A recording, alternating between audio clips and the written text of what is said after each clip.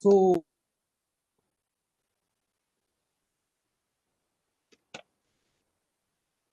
today we will cover the relations between elastic constant. Relations between. So what are these elastic constants? So when you have taken or you have learnt about your Young's modulus, okay, y uh, n or eta, and bulk modulus, and also your Poisson's ratio. So along with that, you also have something called as the alpha and beta, uh, longitudinal and lateral strain. Okay, so alpha is called as your longitudinal strain per unit. So if I'm applying 1 Newton or 1 Pascal of stress, then what is the corresponding strain developed in the material? Okay, so this would become your longitudinal alpha. Alpha is your longitudinal or linear per unit stress. Okay, so per unit stress would become your alpha. Okay, in the same way, so beta would be the, okay, what is your lateral strain? What is the difference between longitudinal and lateral strain? So longitudinal strain is always in the direction of force. Okay, this is in direction of force. uh, this would be in the direction of, means whatever occurring in the direction of applied force, this would be the applied force. Okay, so in the direction perpendicular to applied force, that you would call it as a lateral strain. Okay, so then beta by alpha is your okay, so if I want to write what is sigma, sigma is your Poisson's ratio. Poisson's ratio is the ratio of your lateral strain to longitudinal strain, and going to be constant within the elastic limit of a given body. Okay, so this is what you need to remember. Okay, now today what we'll do is we will use this beta uh, relations, and then we are going to have a relation between y, n, k, and sigma. Okay, so what are the relation between each of the modulus? That is what we are going to derive. Okay, so for this, what we will do is we'll take a cube. Okay, the taking cube is, it would be very simple. Okay, for the even for the theory. Okay, so now if I take a cube, uh, so I will draw a cube. It may not look exactly like a cube, but this is, let us assume this is a. So what is the what are the dimensions of cube? If I take cube, then what are the dimensions? You call it as a cube. When do you call it as a rectangle? Hmm? All sides are equal. All sides are equal. When your all sides are equal, then it is said to be a cube. Okay. So let us assume this is a cube of if the length is a, from it is a, okay, and then the height is b, sorry, width is b. Okay, so let us assume this, because x-axis I will take it as a, and then for your y-axis is b. Okay, and then this I will take it as c. Okay, so z-axis the height. Okay, so if I take the height, it will be c. Okay, so I'll call this as c from here to here. Okay, so now if I want to tell this is, then what happens? What the condition? A is equal to b is equal to c. Okay, so that would represent a cube. So if I want to call this as a cube, then what happens? Your a should be equal to b should be equal to c. Now I will further simplify it. Means I want very simple structure, so I will call it as a unit cube. What is the meaning of unit cube? So the a is equal to cube. Unit means One. it's one. Okay, so it is 1 meter, centimeter, 1 millimeter, 1 kilometer, whatever it is. Okay, so it is a unit cube. Mostly because meter is the SI unit, so I'll put it as 1 meter is the length of each thing. Okay, So it is 1 meter height, 1 meter width, and 1 meter thick. So now what I will do is I will apply the forces. Okay. So for example, I will apply the force, outward force. So you can apply force. Compressive means you are going to shrink this. Okay. And if I want to apply the elongation force, then I need to have like this. Okay. So this is called P is the force which is applied on the x-axis. Okay. So it should be uniform force. If not, what happens if I just apply one side? This cube is going in that direction, right? So I'm going to apply 1 Newton on positive x-axis, which is coming out. Okay. In the same way, I'll put one the y-axis. Then it is going to be having the elongation force. Okay. So now if I'm elongating in this direction, that means if I am calling this is okay, a is equal to x, then what happens? X is increasing. Okay. At the same time, what will happen to your b and c? So if I call b is y and then c is z, then what happens? Your y and z is going to decrease. Okay. So if I'm applying only this p which is along the x direction. Okay.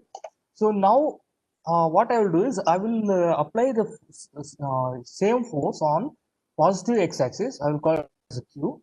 And if I want to have a uniform force, then I need to apply the same in the negative y-axis. Okay. Sorry. So this q is the force which is applied on both positive and negative y-axis. Okay. P is along the x-axis. So in the same way, I will apply force which is also in the z direction. Okay, so z in the sense okay. So let me take this is r is along the positive z direction, and also r is along the positive y direction. Okay, so let us assume p is equal to r. If your p is equal to q is equal to r, then what will happen? What is the kind of stress you are applying? If you are applying unit force on all, what is this kind of stress called? You should answer.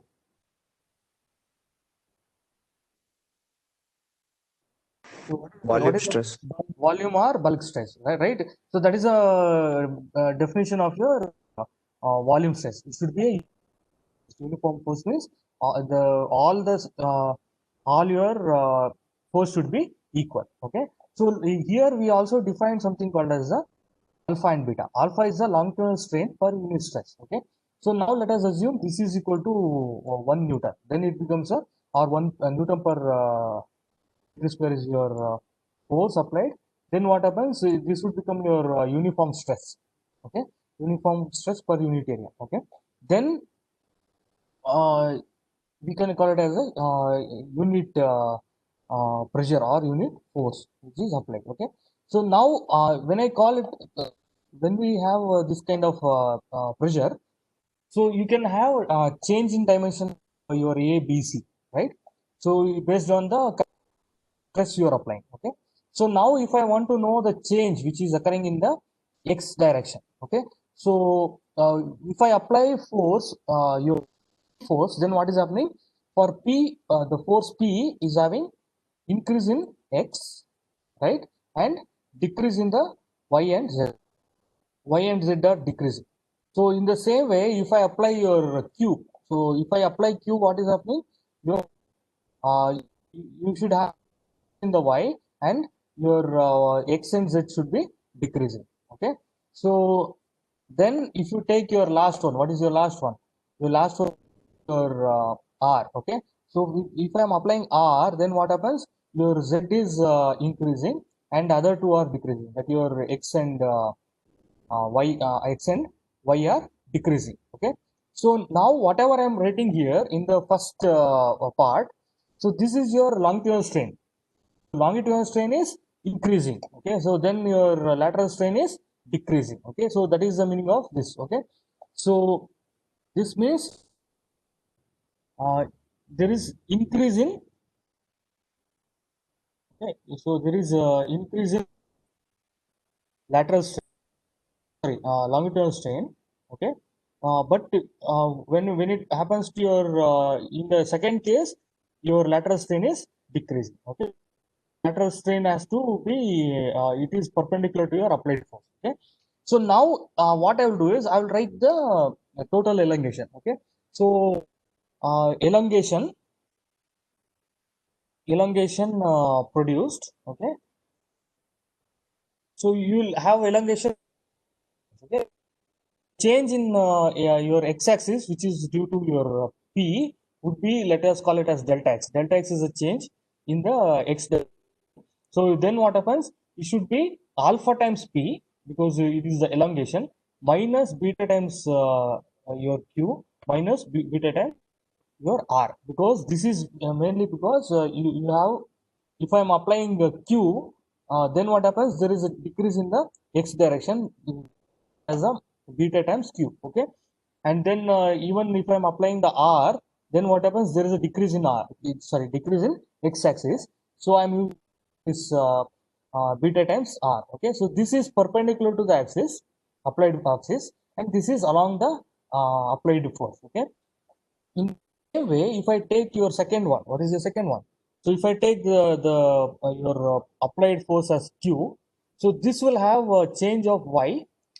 Your y is in your q direction, so this, there will be increase in this lateral strain, sorry, longitudinal strain, and there should be decrease in the other two direction, which is your beta q, sorry, beta p, beta r. Okay, so in the same way, if I take the last one, what is the last?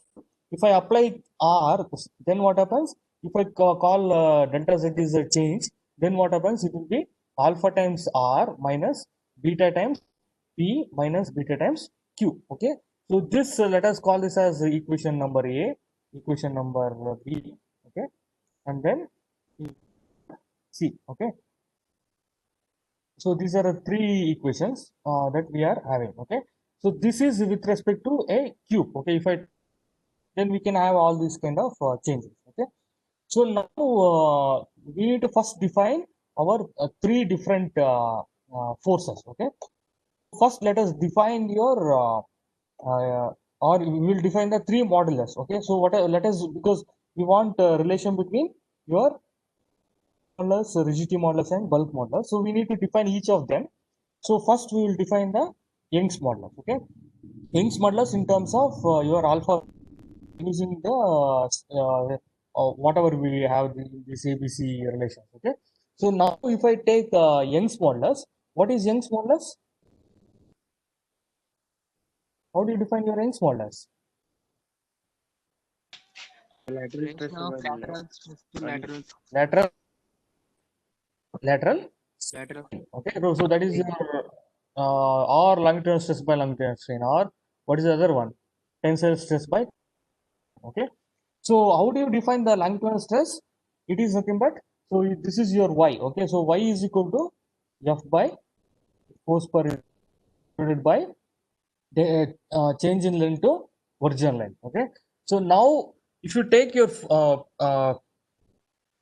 if so if I want to have only longitudinal stress, that means I need to apply only one of them. Either I have to apply q, to apply r, or I will apply only p. Only then it becomes a longitudinal. If not, what happens? It becomes a bulk or shear. Okay, so because your longitudinal is one dimensional, so I have to apply force only in one direction. Okay, so that means only p is acting and q and r would be zero. Okay, so in this case, if you want to have, if you want to define your Young's modulus, which is your longitudinal stress by longitudinal strain. Okay, so now what I'm going to use that condition, that for longitudinal effect. Okay, okay, we will have okay, we'll have p is going to exist, but q is equal to r is equal to. Okay, so this is the condition that we will apply. So now p is your force that you are applying by area. Area means we are telling it is a unit cube. So now if it is a unit cube. Okay, so in that case, what will happen to your so if this is your unit cube, then area would be, how do you define your area? Length A to square. a square. A square means it is nothing but 1 square. Okay, so 1 square, which is 1 square meter square. Okay, so in the same way, what would be your volume? Volume would be 1 cube, which is your meter cube. Okay, so 1 meter cube or something like that. So now I'm going to use this. So meter divided by 1 divided by delta L. Delta L is the change in the length. Okay, in this case, as we are applying in the x direction, the change would be delta x. Okay, so if I apply q, then the change would be delta y. And if I apply r, then it would be delta z. Okay, so now the change in length would be, from our diagram we will have delta x divided by L. Length is 1. Okay, so this would be p by delta x. This is your Young's modulus. So now what we'll do is, so we will use this equation or this condition in equation. So using now equation A will become, will happen to your A equation. So you have P is existing, Q and R are 0. Okay. So if I use that, then delta X will be equal to alpha minus 0 minus 0. That means delta X would be just alpha P. Okay. So if I use that, I will write, okay, so delta X equal to alpha P minus 0 times beta minus, 0 times beta again. Okay. So which is nothing but delta X is in the above equation. Okay, then what happened to your y? Y would be p divided by delta x. That is what we got. By delta x means is alpha p. So alpha alpha would cancel. So you will have y is equal to 1 by alpha. Okay, so this is I will call this 1. Okay, so this is your relation between Young's modulus and your longitudinal strain per unit. Longitudinal, there is your alpha. Okay, so this is your Young's modulus. Okay, so is it okay up to this? Sorry. Which one? Young's modulus. Okay. See, know what are the elongation that is produced due to the each of your forces. Okay. So if I take force P, what is happening in the case of force P? I explain. If I apply force P, then delta X is increasing, and then delta Y, the X direction is increasing. But when you pull this, what happens is this A is going to stretch. Okay. At the same time, if you remember the lateral strain explanation, there will be decrease in the perpendicular directions. Okay. So in case of this perpendicular direction, if I take, for example, P, you have two perpendicular direction. One is your B. B is perpendicular to P. In the same way, your C is also perpendicular to P. Okay. So it is mutually perpendicular like that. Okay. So is a three axis. Okay, so this is your y axis, this is your x axis and z axis. Okay, so again you have, this is your minus y minus z, and the one which is going into the board is your minus x. Okay, so if I take your p force, then what happens? Your b and c has to shrink.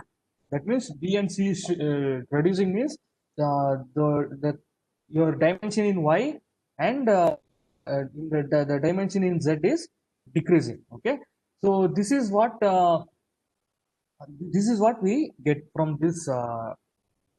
Okay, so now what we will do is, if I take only the q direction, okay, if I apply only q direction or the q force, then there is elongation in the b direction because b is along the q, right? So b means y is increasing, but there will be decreasing in perpendicular direction, which is perpendicular to your q, and also your b c is perpendicular to q. That means x and z is decreasing. Okay, so now I will take, for example, I will just take only the effect of p. So if I when I take the effect of p, then what happens?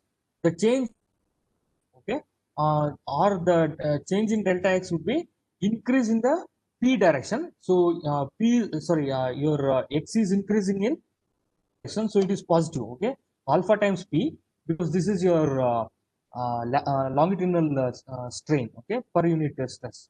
But what happens your x is decreasing in your q direction, and also it is decreasing in r direction. So it would be lateral. Lateral in the sense it is particular. So your minus beta q minus beta r. Okay. So this is the reason we are having this minus term. Okay. So the same thing applies for other things. Okay.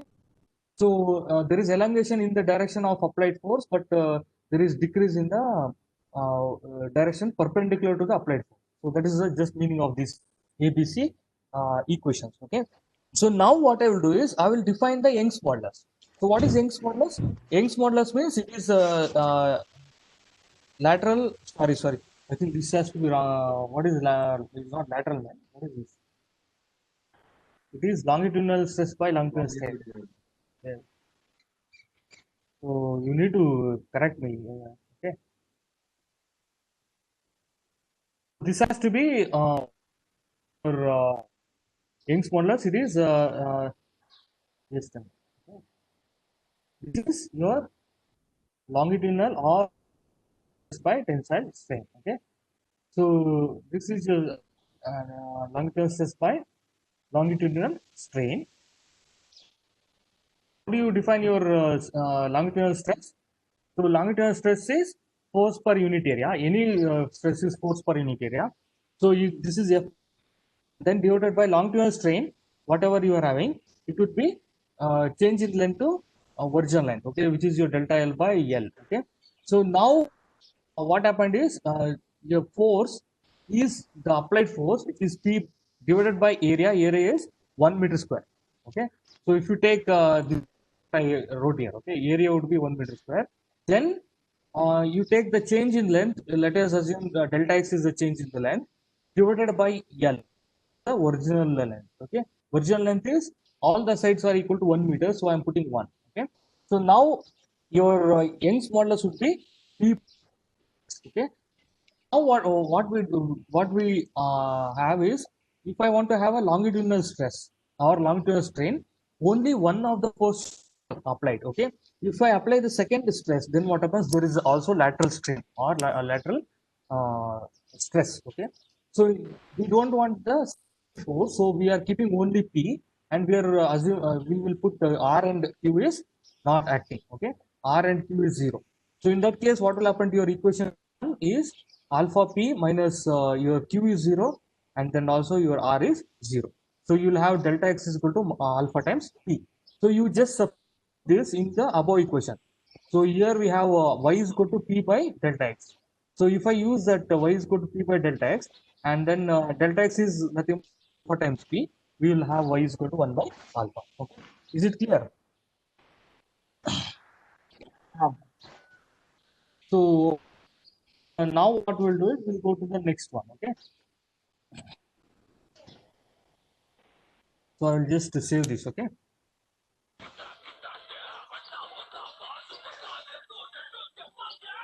All of you, please mute. Yeah. Who is that? All of you should mute. Mute. Okay. Only if you have question, you should ask. I will allow you to ask the question. Don't unmute if you don't have any question. Okay. Relation between constants. Okay. So I'll save this. The reason is I'm going to share it again later. Okay. This we have done. Now what I will do is I will take a new one. So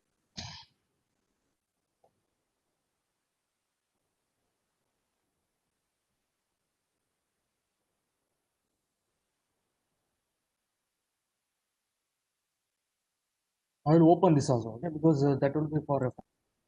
So let it open. So now we have, till now we have done, what we have done is we have completed the what the relation for your Young's modulus. Okay. So now we will do the same for bulk modulus. Okay. So what is your bulk modulus? How do you define your bulk modulus? Change How do you in define volume your upon Shearing stress by shearing strain. shearing stress by shearing strain or volume? So not sorry. It is volume stress by volume strain or bulk stress by volume bulk stress by strain. volume strain. Okay. So if you take rigidity, then it is shearing stress by shearing strain. Okay. So this is nothing but if you take your bulk modulus, it is bulk stress by bulk strain or volume strain. So bulk strain. So now if I take your bulk stress, how do you do the same? Again, same formula. Okay, force by area. Okay, so I think I lose other. So it is force by area, similar to your any of the stress. So what is the symbol for bulk? Is your K. Okay, K is equal to force by area divided by bulk strain. How do you define the bulk strain? Bulk strain is, it is change by original volume. Okay, so now I will also open the other one, because then it will be easy. Okay, so force by, again what will happen here is, force is the applied force. So I will take the force as P, because if I want to have force, I need to apply the uniform force if I want to have call it as a bulk effect. Okay, so in that case what happens, P is equal to Q is equal to R. So I'm going the force applied as P. Okay, so force by area is again 1. Sorry. Okay, then change in length I will keep it as delta V. Okay, what is the volume? So if I go back, I told volume is 1 meter cube. Okay, because one is it is a unit cube, so it has to be 1 meter cube. Okay, so that is the volume of your uh, so now it is 1. So if I simplify this, then what happens is, pressure is P. This is a uniform force which you are applying throughout the material, it divided by delta V. Okay, so now yesterday we also derived an equation or a relation between your bulk strain and the longitudinal strain. Okay, so we are going to use that relation here. Okay, so your bulk strain is longitudinal strain Three times. Three times. is 3 times your longitudinal strain. Okay, so the bulk strain means it is delta V is equal to delta X. Okay, so now what happens is, in case of your previous one in the sense, so when we were talking about the Young's model, we wrote that only your, so I will come back here. Okay, so if I want to have a Young's modulus, that means it is only long-term stress and long-term strain. So P is equal to P is existing, R and Q are 0. Okay, but in this case what happens, if I want to call it as a bulk, then what happens, P is equal to Q is equal to R. Okay, so you have to use this only, then it is a uniform force. If P is not equal to Q, not equal to R, then it is a not a uniform force, it is it would be having some tilting and all. Okay, so then you can have some shearing effect. Okay, so in this case P is equal to Q is equal to R. So you use this using this in your equation A. So for example, you take this equation. So what happens? Delta X will be equal to, so P is equal to Q is equal to R. I will just replace Q and R by P. Okay. So then what are your equation? Your delta equation one will become delta X is equal to alpha times P minus beta times P times R. Okay.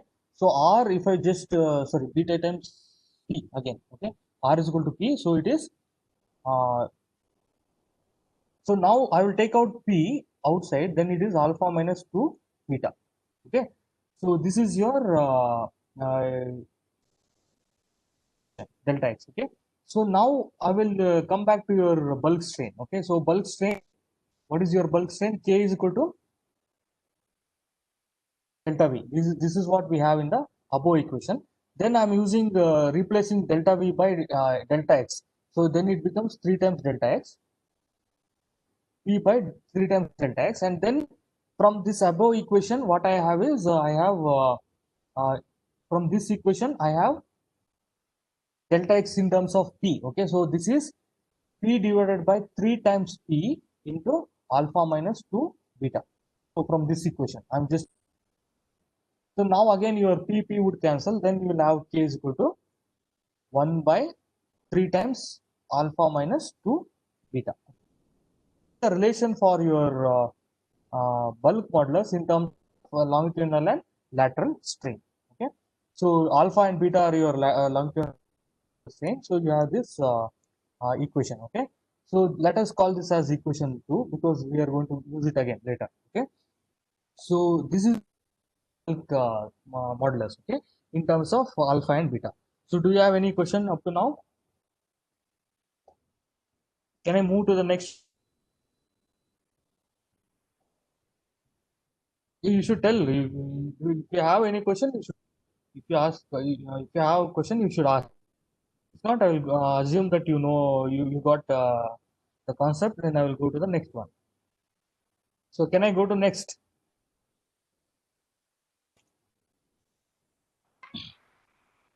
Sir. Okay. So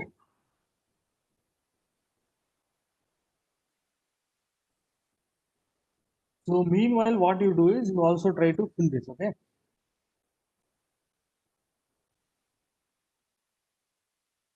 Where is the chart? Okay. So you fill this. This would be for your today's attendance. Okay, so even you can fill later. It will be open till 10:30. So you fill after your second class. Okay, so don't have to rush. You can just listen to me what I'm talking. So now we have got relation for your bulk modulus and also you have a relation for your Young's modulus. Way we have to derive the equation or the relation for your rigidity modulus in terms of your lateral stress and lateral strain coefficients. Okay, rigidity. Okay, plus how do you call what is rigidity modulus? How do you define your rigidity modulus? It is shear stress by shear strain. Okay, shear stress by shear strain. Okay, when do you how do you do when do you have your shear stress? So for this, back to your old definition for shearing stress. Okay, so if I come to shearing stress, so you can this case what happens is this is a shear stress and shear strain what you learned. So for that you are going to take this cube and you need to fix one end. Okay, becomes this end is not going to move any move, but only other two there will be effect only on the other two axis. Okay, so now what you do is you apply the force from the on the free end. So this is your free end, this is a fixed end. Okay, so you apply the force on the free end, then what happens, we tilt or this entire object is going to tilt, keeping the lower surface fixed. Okay, there is no effect on this surface, but there is effect on the upper surface. Okay, when there is effect on the upper surface, when you apply the force and when you remove the force, then there may be kind of tilting of the entire object. Okay, this may be very small, theta may be very small, still there will be some theta which is okay due to your this kind of shearing stress. Okay, so this theta is your shearing angle or shear strain, and then this is delta L by x. Okay, so when I was explaining the first one, longitudinal stress, then what I did is I took only the, so when I was explaining the Young's modulus, I took only one force is applied. Okay, only P is applied. And when I took the second case, when you took your bulk modulus, okay. So in this case, what I told is there should be uniform force throughout the body. So I took all P, Q, and R is acting. Okay. So now if I want to explain the shearing, there should be only two forces. One x direction, other one in z direction, your y direction or x and z direction. Okay, any two directions, the other force is absent because the force which is applied on this fixed end is going to be almost nullified. Okay, because it won't move in this direction. So for this what we will assume is we are going to assume that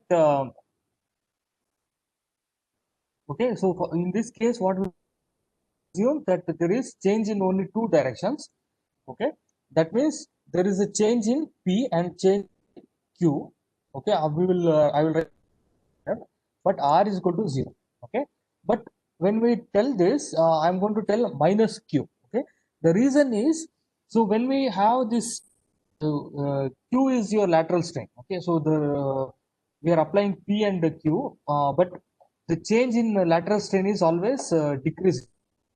But in this case, for example, if I take your shearing angle, so if I see this change, so the change in both your length and height is going to increase in the sense. So if I take this change in length delta L, there is going to be increase in delta L at the time. The height is going to be become A dash D. Okay, A dash D means it is increase. It is more than AD, because this is if I take the angle triangle, then A dash D would become almost your hypotenuse, but this would become your adjacent side, right? So your hypotenuse is almost greater than the adjacent side. So in that case, H is also going to increase. At the same time, L is also going to increase. Okay, but if you take strain, if you talk about the lateral strain that you explain in your Poisson's ratio, the lateral strain has to be decreasing, right? Here, when you are applying a shear stress, both your longitudinal and lateral is increasing. So for that reason, what we are going to do is we are going to P is equal to Q, but with a negative sign. Okay, it is having a negative effect. Okay, so minus Q. So you just in simple words, you just remember like that. Okay? But if you want to explain, it will be again. I need to spend more 20 minutes more. Okay. So now we will come to the rigidity modulus. Rigidity modulus is given by your eta or n. Okay, n is equal to shearing stress is again force by area, and divided by shearing strain is your delta L by H. Okay, so now what happened is, if you take the force, it is P, area is 1, because we are talking about the unit Q. Then we have delta L or delta L is your shearing strain. So now in the previous case, what we did is we took the relation between bulk strain and longitudinal strain. In this case, what we will do is we will relation between your shearing strain and the longitudinal strain. Okay, so your shear strain is times longitudinal strain. How many times? Two Two times, sir. Two times the. So now if I want to call this delta L is your shearing strain, then what happens to 2 times delta X. Okay, so now you use the condition that we used in the previous one. Okay, so I will put P is equal to minus Q. Okay, and 0 in equation. Okay, so if I use this in equation A, so this is your equation A, I'll put minus, so your R is, this last term is gone, and then Q is equal to minus P. Then what happens? It will be minus of minus. Okay, so I will write one more step. It's not a problem. Okay, so now what X?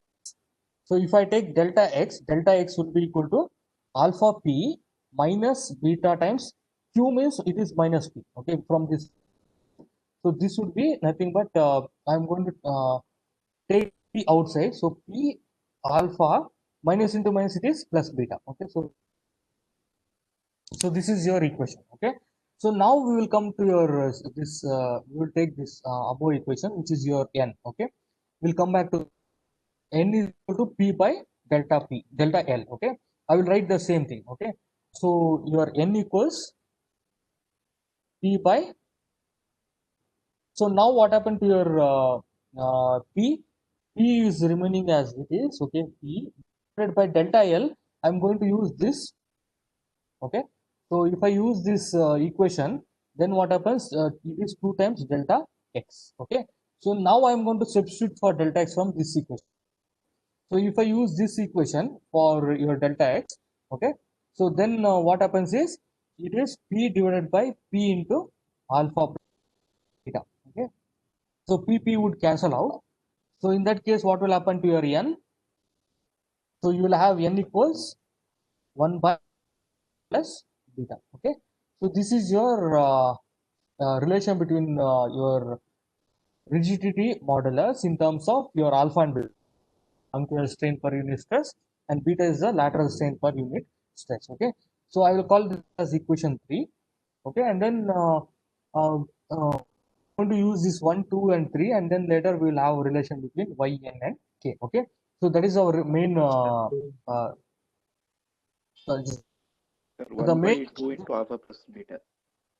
yes, you are right. Okay, good. So this would be 2. I left 2 here. Okay, so times delta x. Okay, so this has to be 2 times p into alpha plus beta. So this will be 2 times. Wait, I'll remove it and then I'll do it again. Okay, so it has to be 2.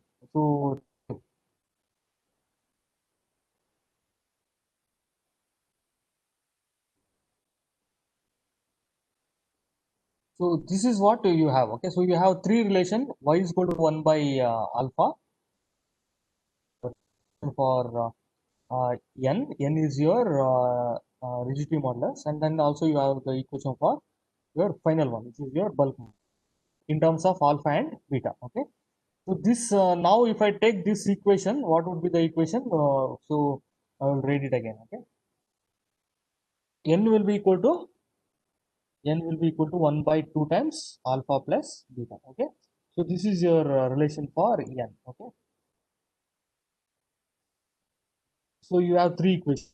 So then what we were going to do is later we are going to use these 3 equations and then get some y n and k, y n and sigma and all those things. Okay, so I think for today we will stop at this point. Okay, so just to recap what we did, we took a unit cube, okay, which is having a length of a is equal to b is equal to c is equal to 1 meters.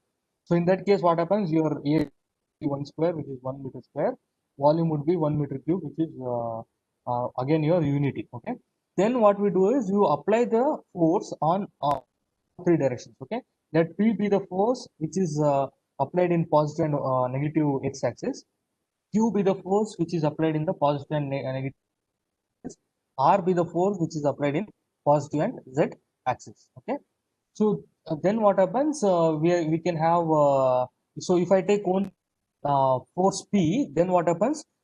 Your x is going to increase, but there will be shrinkage in y and z. Okay, so this is your lateral one.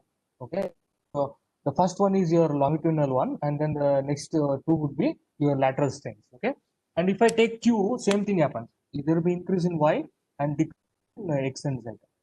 Same thing with your R. If I apply R, which is in the y direction, then there is increase in the y dimension, but there is decrease in the x and there is increase in z direction, but there is a decrease in the y and x direction. Okay, so then based on this, if I take the net elongation, okay, so if I take the net elongation along the x direction, then what happens? It is increasing in terms of in the direction.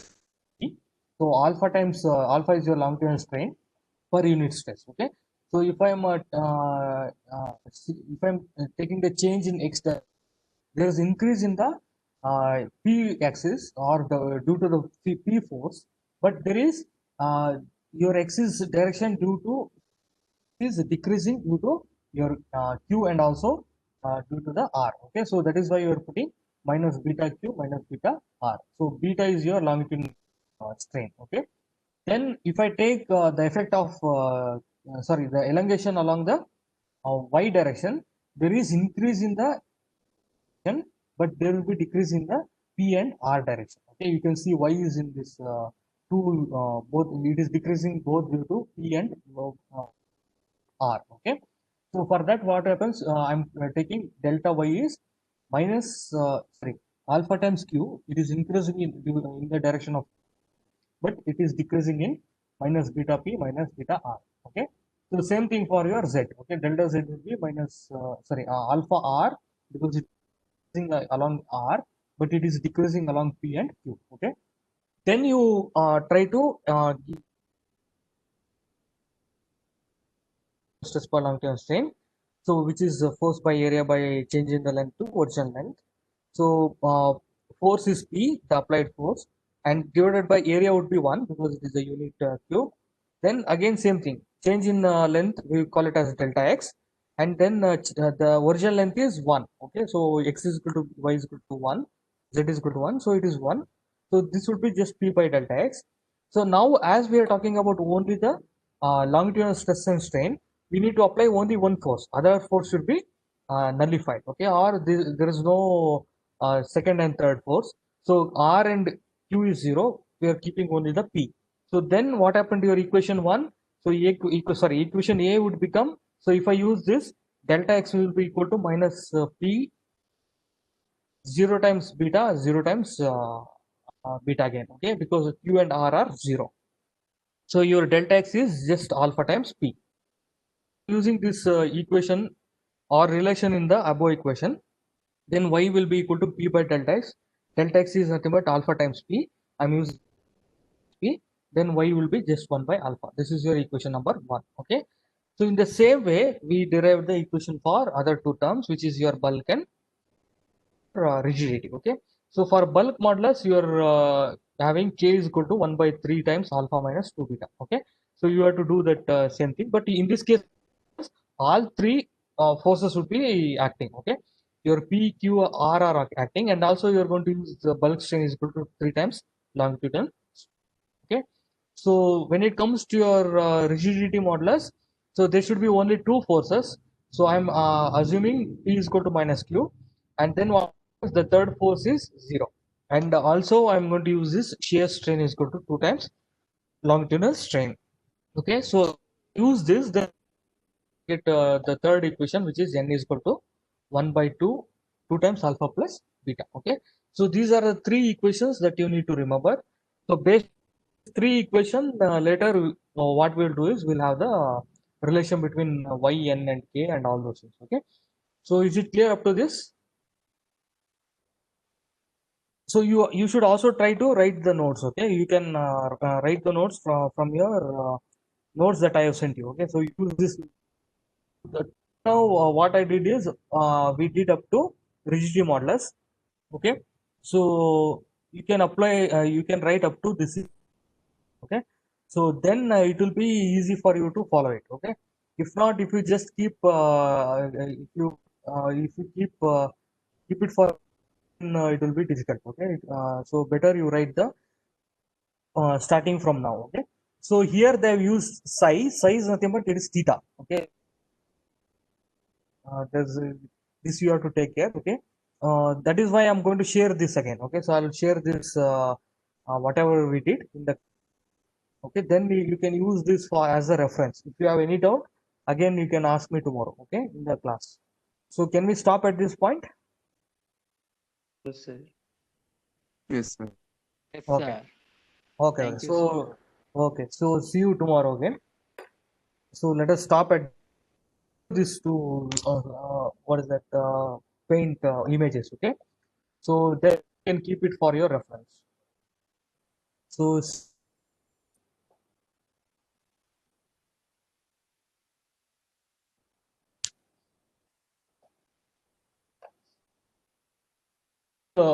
because your teacher will join again. Okay.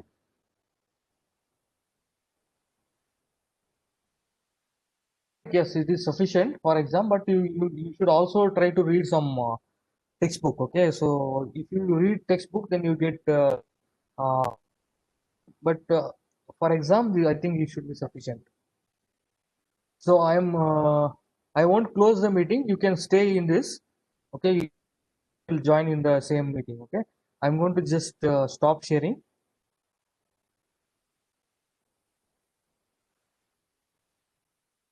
continue with the same link. Okay, so don't have to leave the meeting, you be in the meeting. Okay, so when you're